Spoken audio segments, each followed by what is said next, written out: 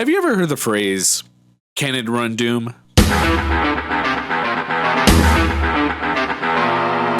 That's the trend where programmers take the video game Doom and get it to run on a variety of different things.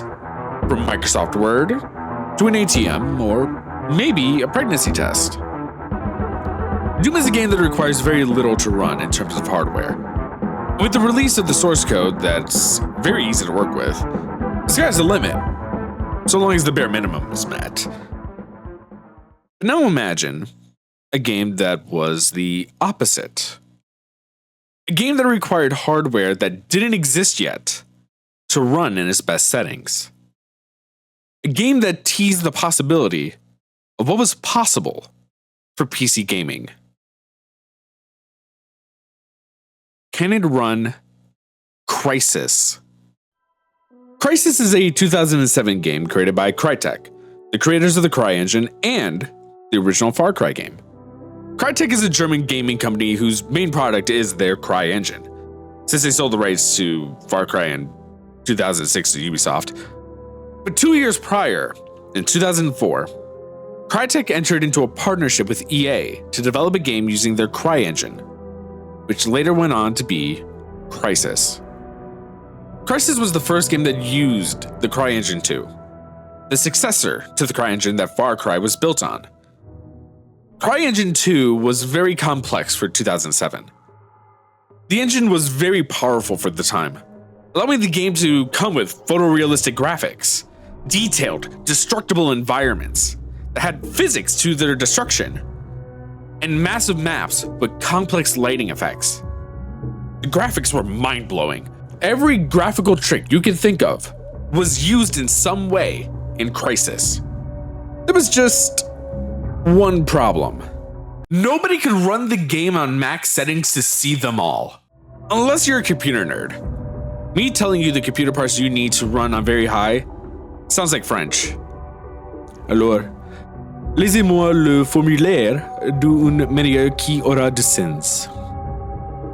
Imagine you have an iPhone, and Apple just released the newest iPhone that day, and you want to buy it to upgrade what you currently have.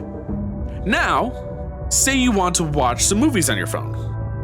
All the movies run fine, with great quality. But one movie that just came out is so high quality that it causes your phone to heat up, and the movie starts freezing or looking choppy. The game was so powerful that computers didn't exist that could run the game on its best settings. The game was very heavy. You could try to turn down the settings, but it was still too much for what the average PC gamer had. How about turning it down to normal or lower settings? Maybe.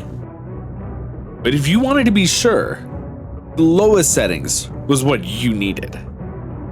Now that is PC gaming. And that was the problem.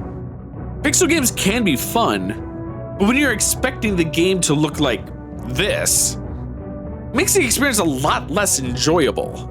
But the game was good, so it was worth it, right? Nah. Listen, this game may have been good back in the day compared to all the other bad games that came out in 2007, right? Okay, maybe not. I played the game recently. I didn't play it back when it first released, and I was so bored going through the game. If I could take the 6 hours it took for me to beat the remastered version of the game, I would. The nanosuit was boring. You could just cloak through pretty much every enemy encounter, pass by all the enemies, or headshot them while you're invisible. Then, use a super sprint to boost to each objective in between battles. The super jump also pretty much only allows you to go straight up and down with very little horizontal movement to it. It feels so restrictive at times. The game is about rescuing archaeologists from the North Koreans who seem to really enjoy when I grab them, only to change at the final hour to fighting aliens that kind of look like a cybernetic tentacruel. Not the most impactful of games. But the legacy that this game left behind for PC gaming is another story. Crysis became a benchmark for PCs and hardware reviewers. If you want to really stress the hardware, Crysis was the perfect game for the tech demo. And even now, that hardware has far surpassed what it was in 2007. We have had more realistic graphics and better physics engines. It still remains a bar for how far technology has come. Back in 2020, the game released a remastered. The ultra settings for the game have been renamed to Can It Run Crysis. And Crytek has announced that Crysis 4 is coming.